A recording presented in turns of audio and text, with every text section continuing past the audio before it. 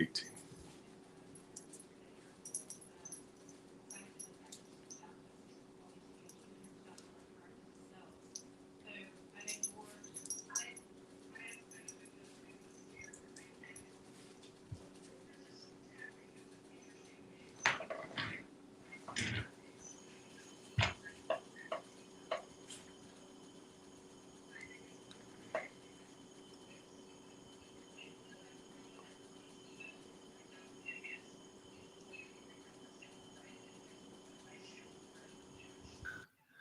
You can start, dude. Oh, I didn't see that. Hey, folks, I'm Tad. This is called Conversations with Tad, and I got probably my best friend, Michael. Probably he's going to like that on this podcast. And we just talk about God and the Bible, and I'm kind of navigating through the Bible, trying to prove it wrong, and Michael's proving it right. I'm getting much closer to getting baptized. So I want to thank all you guys for supporting us and pulling for me and praying for me. And I feel it. And I just wanted to say thank you. And now we're going to bring in Michael. Ted. Hey, Michael. Is that okay? Probably, huh? I got you. We'll talk about that later. Okay. All right. Probably. Well, way to go in introducing it. Yeah, I've never done that before, so that was fun. Yeah, you couldn't see me, but I was over here cracking up while you were just waiting to start and staring at the camera. Stupid puppy! I didn't know when it was going to start. I'm new to all of it. Everything that I'm doing right now is brand new. So, but I appreciate the opportunity and thank you for being patient with me. So, I love it, man. I love it. What are we doing today? Well, I'd like to talk about three things, really. I don't know which order you want to. I mean, I guess we could do it alphabetically. We could talk about Matthias. I've been obsessed with Acts. It's been keeping me up probably too late, but I can't get enough of Matthias. And then I want to talk about lying and how the Bible handles that. And I was curious earlier. And then I want to talk about Israel, because I think that's only fair. And that could get political, but it could also be the revelation said something about that. So I wanted to hear your thoughts on that. But if you wouldn't mind, and if the listeners wouldn't mind, I think it'd be fun kind of to have a series of talking about apostles. And I was talking to our buddy Kelly just a little bit ago and about that. Like, I want to know them individually. And Paul was an apostle and a disciple, which is crazy to me. But he was in jail for a long time. I'm learning a lot of stuff, Mike. And Matthias, didn't I tell you to read Acts? Is that why you're reading it? Yeah. Good. I'm glad. Yeah. And I do what you tell me to do. And then Matthias is the only apostle that Jesus didn't pick, and he took over Judas's spot. And so, but he was a big believer. But I think it'd be kind of fun to go through each one of them individually, like each show we have, a podcast, whatever we call these, and just go, talk about one for a little while. Then the next one we talk about another one. Is that okay with you? Sure. Yeah, that's fine. I mean, so a lot of them we don't have much information about. When we're talking about Peter, James, John, and Paul, those are all the people that we really know the most about, and can tell a little bit of the background, tell about their character, because they wrote the most, and it's really fun. One of the fun things is whenever you're looking at the apostles, and I know that this isn't really a biblical way to go about it. It's not really what the Bible says to do, but you can identify with each one, because like Paul is very logical, very passionate. John is very emotional, and James is very kind of structured. You might even say kind of legalistic in a way, not in a bad way, but just kind of the rules type guy.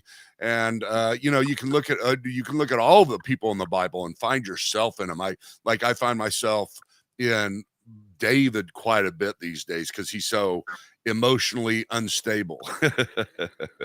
but I do. It makes me feel good that somebody else is emotionally unstable, and he's a great guy. And sometimes I can be emotionally unstable lately, and I didn't think I could be, 15 years ago, but I'm a basket case now.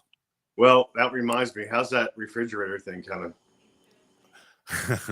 Well, it's we all I'll say right now is it's in the best place it has been, but it doesn't mean anything. So I'm just waiting on them to call, and we'll see. They were supposed to call today. They haven't called. That's why I'm not saying anything. Right. Well, that's what I thought.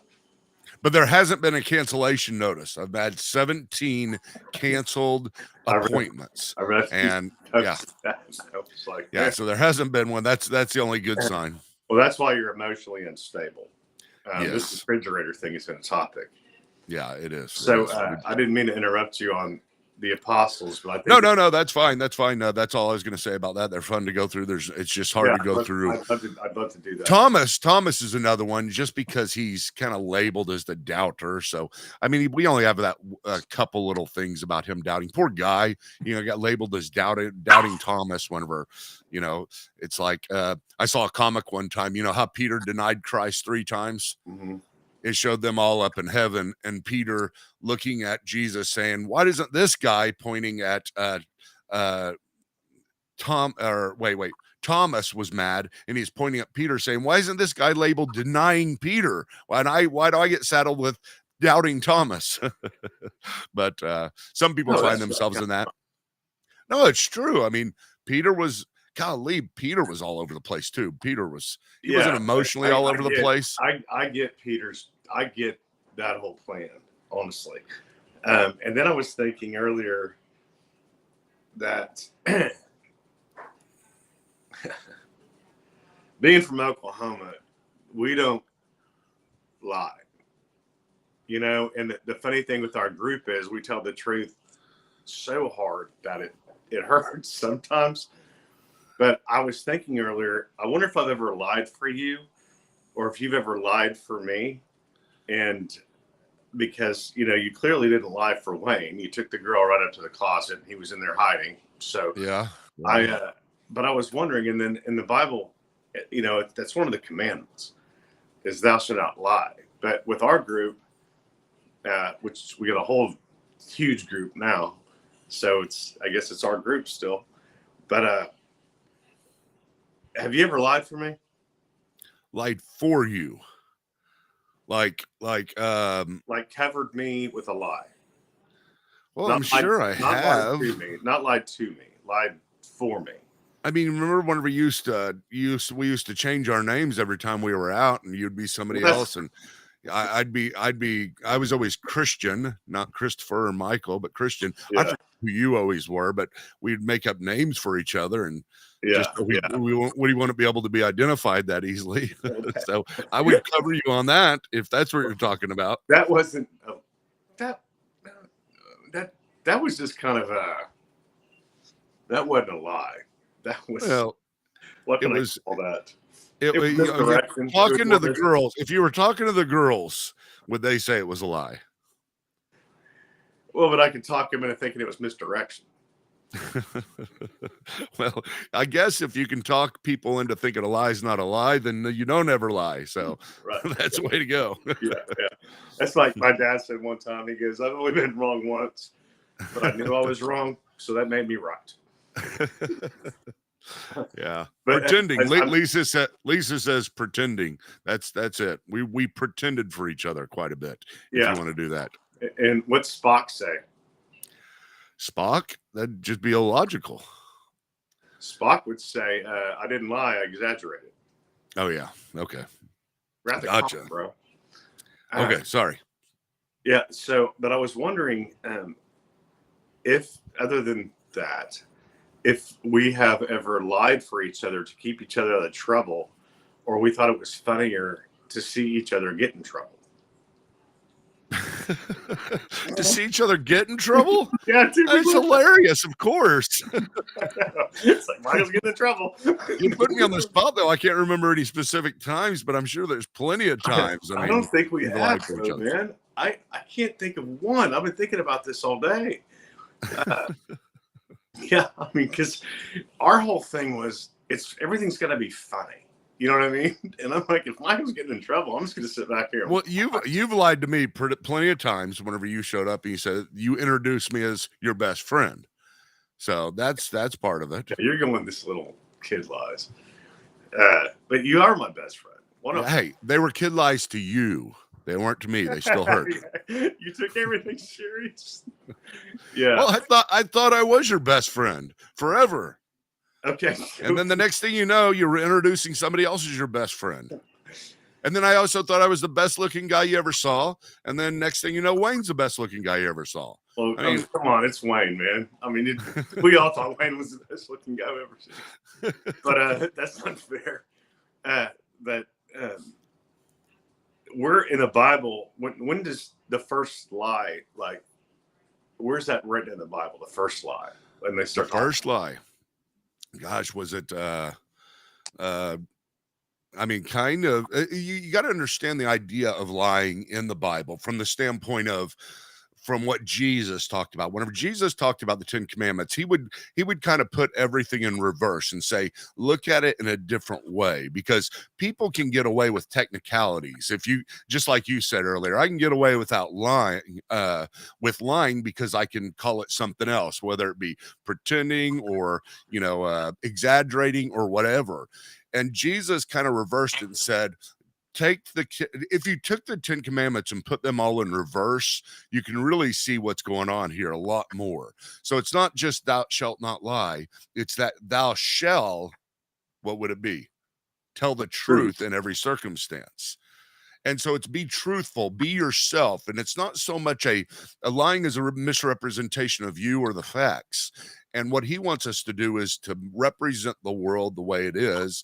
Don't fool ourselves. I mean, that's part of it. You shall not lie. You don't lie to yourself. You live in the real world type thing. And so whenever you take that and reverse it, it really gives us, you know how I talk about being authentic. Mm-hmm. Authenticity from a person is you're showing your real self. You're not trying to fool other people. And whenever we kind of shroud ourselves in some type of place, especially in places where you're like, you should be telling the truth. I've talked about this a lot. Many churches, whenever you go to churches, it's just a bunch of people lying all day long. They're walking around. They've put this mask on that looks like a church mask. Whenever in real life, they're, not the type of person they present at church, or they're struggling a whole lot more, or they're doubting a whole lot more, or they're depressed a whole lot more. It's like you put on your face that you feel like everybody that you're supposed to have. And in those circumstances, if you're putting on a face that is not true, is not truly representative, it's lying. So it's like misrepresenting in any sense is lying. But I think people do that. Huh? Why do you think people do that? Well, gosh, I do it. Here's why I do it. I'll tell you that. It's not just people. It's because you want to impress people. You want people that we are self-consumed. We do not want anybody thinking bad of us at any point. And that only has to do with those things we value the highest. You may not value something very much, so you don't care about, this or that, but it may be you presenting yourself as somebody who's very successful, or very, you can get all the girls, or you know all the Bible verses, or, whatever it may be. You do not want to show the weakness that you value in the moment. And so lying comes in the moment. What do I think this person values? What do I value? What do I want him to see about me? That's what I put forward. You see what I'm saying? Yeah. And I think, and I'm going to talk about our group again. Sorry. I've been getting a lot of, this has been really good for me, this podcast, and as far as reconnecting with some folks and this and that. But I think part of the friends that we grew up with and hung out with have we had like each other's back. It was kind of more like a gang, like we didn't have to really act like we were somebody else, because we all knew each other so well that someone would call us out if they heard us saying something that we weren't supposed to say. Like if I was lying to a girl, or I was lying to not lying, but just, whatever. You call me out, you go, no, that's not even true at all.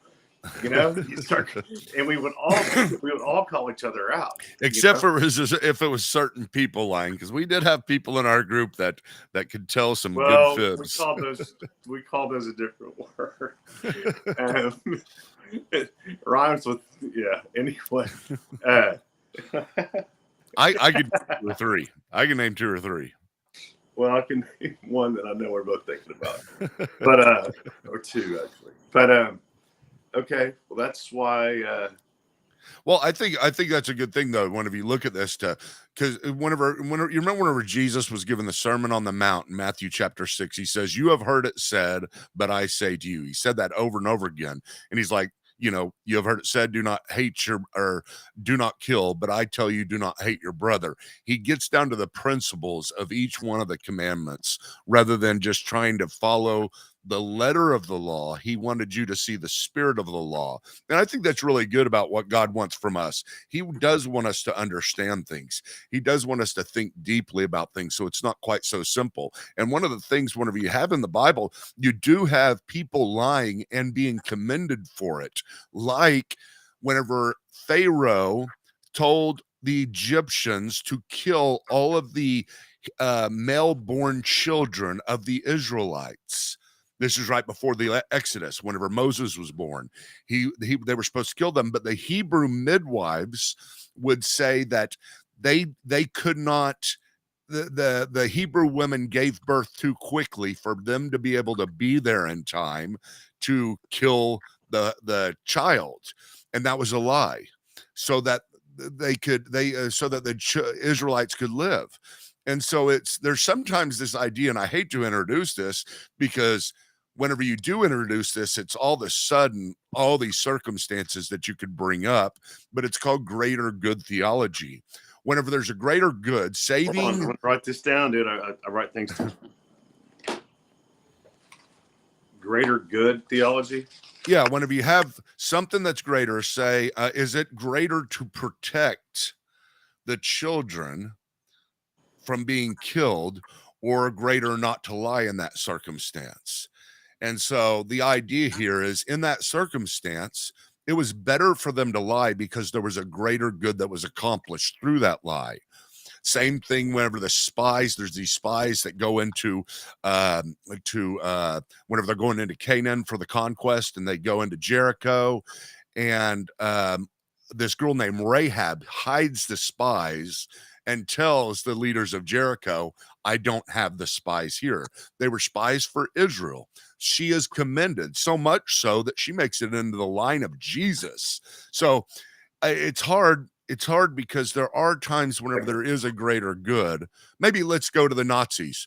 The Jewish people, you're hiding Jewish people, and the Nazis come in, the SS soldiers come in and say, do you have any Jewish people here? And they say no.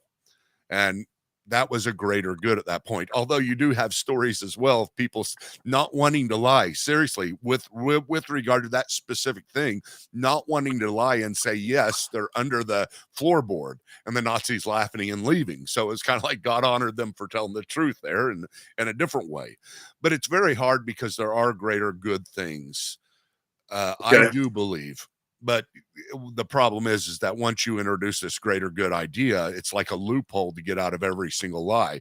Well, it's greater good for my wife not to be hurt by me if I told her that I was having an affair. That kind of stuff. You don't want to go there. No, I wouldn't even coming close to that. Well, I'm just giving you an example. I'm giving you an extreme example. Come on. Yeah, I mean, I've only used that lie a few times. You lied to her. It's just an example of the way me and Christy do things. Yeah, I don't know who you're lying to now. Yeah, yeah. But no, okay, I was just curious if you and I had ever lied for each other. But you've convinced me that lying's good now. So thank you. I did not mean to. I did not. For the greater good. No. Jesus. Oh, man. And who decides who the greater good is? Me or the liar? Exactly. So it's best not to lie. So let's just stick with that. Okay. There's the I'm just saying there's exceptions in the Bible, and it's hard to know what to do with them, but it's better just to tell the truth. Thanks, Dad. All right. Okay. Huh? No, go ahead. I was Go going ahead. to say that I'm excited for some new opportunities coming up with Michael and I. Who knows when this is going to happen, but I think it's going to be sooner than later with a lot of the phone calls I've had the last couple of days of us going to your church and helping Michael get his. So I think it would be fun to meet all you folks and just have a conversation with Michael, and I'll be there. And but it would be fun to kind of go on this tour thing that has been brought up more than once, and that's kind of what's upcoming. And then moving over to another. There's just a lot of things going on, but I really appreciate you guys helping with this. And Michael doesn't lie that much, except for his wife. But yeah, and in special circumstances, as long as she won't be hurt, so you think she's lying? And that's what I tell her. I say, listen, I didn't want you to get upset, so therefore I lied. It's greater good to keep you from. That is what I'm not saying. Okay, just be quiet. Like, do I look? I'm just saying you can use it to justify those times. Like, do these pants make me look fat? And you're like, no. Well, yeah, that is actually a greater good that I think is justified. You just say your fat makes you look fat. You go ahead and do that. Just lie. So this Israel thing, Michael, I need you to explain some of this to me. And then is Revelation, Rhonda and I were kind of looking this up. And then she got called aside, and I got a phone call too. But I don't really understand why. Is just everything, wars are usually just for religion or oil, right? Would you agree? Yeah. Is this a religious deal? Oh, whenever it comes to the Jewish people, it's always going to be something very significant. I mean, just think of it this way. Let me give it to you in the broadest possible spectrum. Israel is God's chosen nation through Abraham, through which the Messiah comes. Okay. He has all of these promises that he has made to Israel. Satan is trying to mess up God's plan at all points. So right whenever Israel was chosen, right whenever Abraham was chosen, he was marked. And I mean, that he was marked by Satan. He was marked by all the forces of evil that want to stop God's plan. And that comes down, and you see it throughout all of history. I mean, right off the bat, right after Abraham has his children, what do? They're being persecuted in Egypt. And then the next thing you know, they're being persecuted in Babylon. Next thing you know, they're being all these nations, I mean, Philistines and everybody coming down upon them. Then you have Haman at the intertestamental period. Then you have Nero in AD 70. I mean, all throughout history, all the way up until Hitler, you have the Jewish people, without a doubt, being the most persecuted nation there has ever been. And another reason for this is because they're the only people group that have remained a people group for this long. Most of the times you scatter and you intermingle with other nations and you lose your identity, kind of like America. I'm from my family's primarily from England and from Ireland, but I don't call myself Irish or, English. I have a new identity within America. Every other nation loses their identity. Jewish nation, if you trace the Jewish nation, it's a miracle that there's even a Jewish nation at all. People that can call themselves Jews, people of that bloodline in any sense. It's just crazy, but it has to be in order for prophecy to be fulfilled, and the persecution of Jews is part of prophecy. So what's going on now, I see it completely within the lines of what's going. I mean, I can't tell you exactly where in the Bible this is. I'm not saying what's going on today was predicted in specific, but in general, the broadest possible terms, you can see this just as, I mean, look at all the people that hate Israel. You got Egypt. Well, I mean, Egypt and Saudi Arabia, they're better now, but in the end, let's face it, every one of these nations surrounding Israel would not be sad if Israel got wiped off the planet. I mean, we in the West, why now? I don't know. right now, I couldn't tell you about the geopolitical stuff that's You going think on there, and so there's that. Okay. Well, yeah, I'm gonna stay away from that. but I can't. I mean, it is really important, Tad, to be able to look at this and say this is just. Whenever you talk about the book of Revelation, you can look and you can find these general themes, but also there's specific themes. And so right now could be some specific things going on of Revelation chapter 10 and 11 that are pretty amazing, but I'm not saying they are. It's just one of these days it is going to be. It is going to be that day, well, how do you know it's not going on right now compared to what day it's going to be? I mean, that's where I'm confused with this. I mean, if it says it in the Bible, you don't, because the Bible doesn't say a specific day. But let me right, give you some examples. I mean, maybe it's happening now. Yeah, I mean, it really could be. This is set up for so much of what can really, and this is going to be. God, here's where I go, frustrating people, but it could be the climate of the White House right now, and they know that really nothing's going to happen. I listened to our president and leader today on the news, and he empathized a lot, but I didn't hear a plan of action. I didn't hear, here's what we're going to do. All he did was empathize. And well, that's true, and I understand your frustration, but you got to understand he can't tell the plan to the world. No, but the plan should already happen. He should be explaining why he did what he did instead of explaining how he's sympathizing. This has been going on long enough to where he should have already finished this thing. Yeah, in my opinion. I mean, we could finish this, and I mean, dude, we've got fighter pilots. We got Maverick out there on a naval ship, waiting to take off and say, "Just let me go finish this deal," you know. And we're not doing it for some kind of reason, and I don't know why. And it's, but it should. This could have been over. You know, I'm pulling for Israel, man, and that's probably going to offend people too. But I am. Well, most I think most people in the West are. There's few groups. I mean, usually whenever you talk about the further right you get in the political sphere, you're going to have more people supporting Israel, and there's a lot of reasons for that.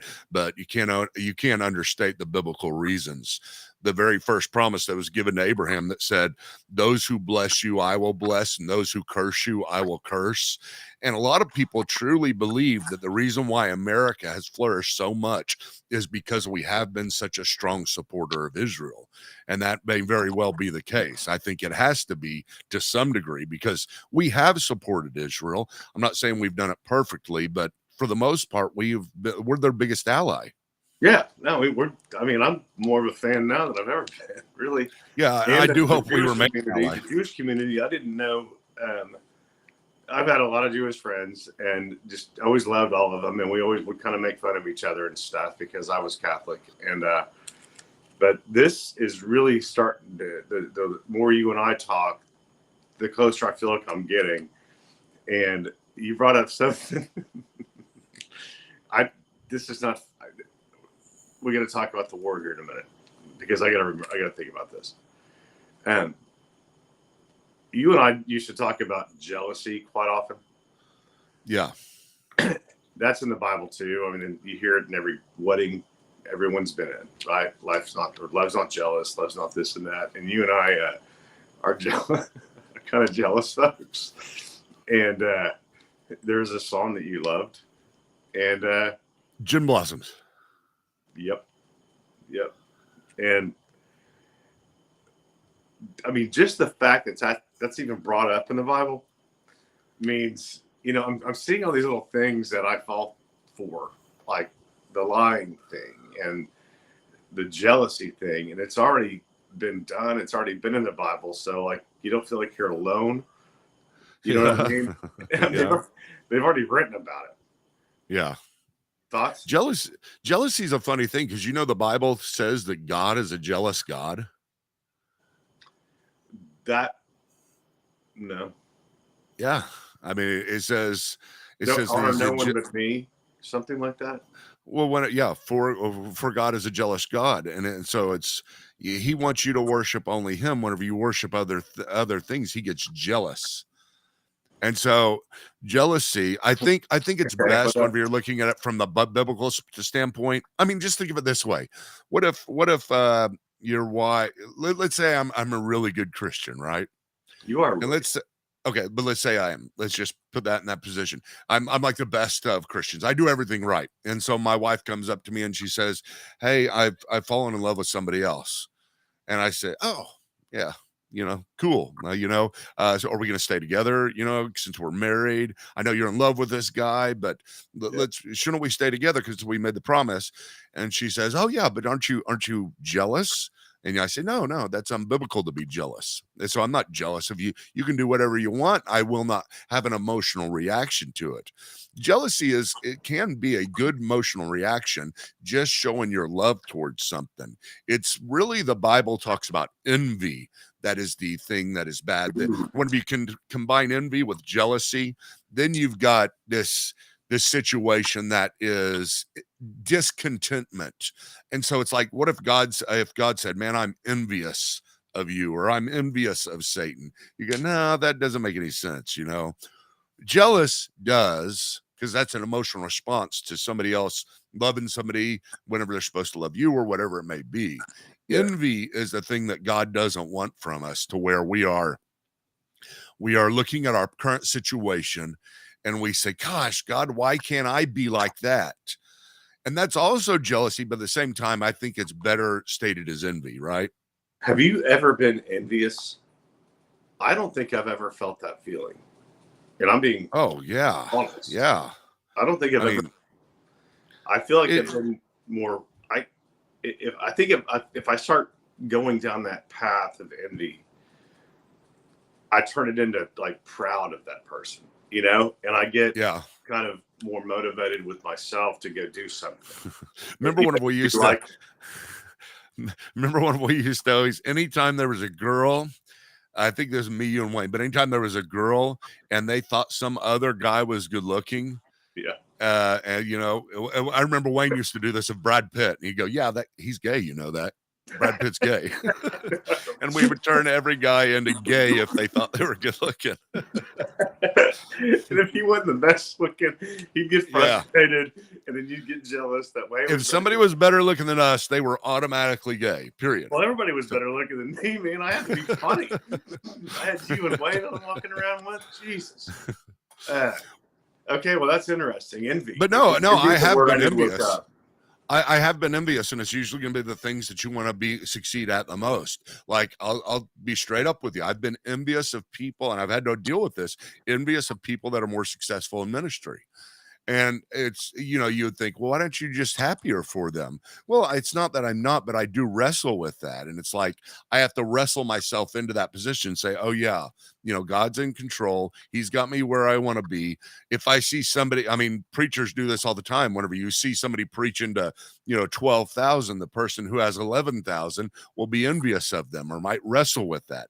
I've seen pastors that I know very well that are otherwise very, very good, filled with envy. I mean, just envy to the point where they're not just joking around calling somebody else gay, but they are being serious, bringing disparagement upon another church or congregation because they're jealous of them without, and I'm not saying that I'm perfect in this one, but I've just seen it really, really bad before. And so Well, wait whatever till they get a industry load you're of in, us. Wait till they get a load of us. yeah. Yeah. Well, Now we're whatever gonna tax them. industry you're in, just think of whatever industry you've in and sought to succeed in. Sometimes whenever you look at see people who can't help you but are better than, because if they can help you, then you might be happy for them because they're going to pull you up, but can't help you but are better than you in that, Well, there's or more competition. successful. That's called competition. I wouldn't look at that as envy. I'm like, I want to be as good as this guy doing, or this girl, woman, doing whatever they do at that level. So that challenges me to be like, okay, what am I missing here? And Yeah. I've told Rhonda this 1,000 times. Like, I'd hate to compete with her when she was doing copiers or what she's doing now. And because she is so product knowledge um, literal. What's the word I'm looking for? But I couldn't. I don't think I could beat her. And I've beaten a lot of people. I've won more than I've lost. And but there's certain people you're just like, dude, good for you. You guys, good for you. I can't beat you. Yeah. Yeah. What word was I looking for there? Start with an L. I don't know. Anyway, God's gonna bug me all day. Well, you done? Not. I mean, you want to talk about any more? I can go. I can go all day. I could go all day longer just to make you envious. No, that didn't make me envious. That didn't work. Made me a little bit jealous, but not envious. All right, man. All right, man. We've gone 40 minutes. Thank you for doing this. Thank you for inviting me to your show. Yeah, well, it's my pleasure. Hope to see you again soon. We'll do it again Thursday at 2-ish.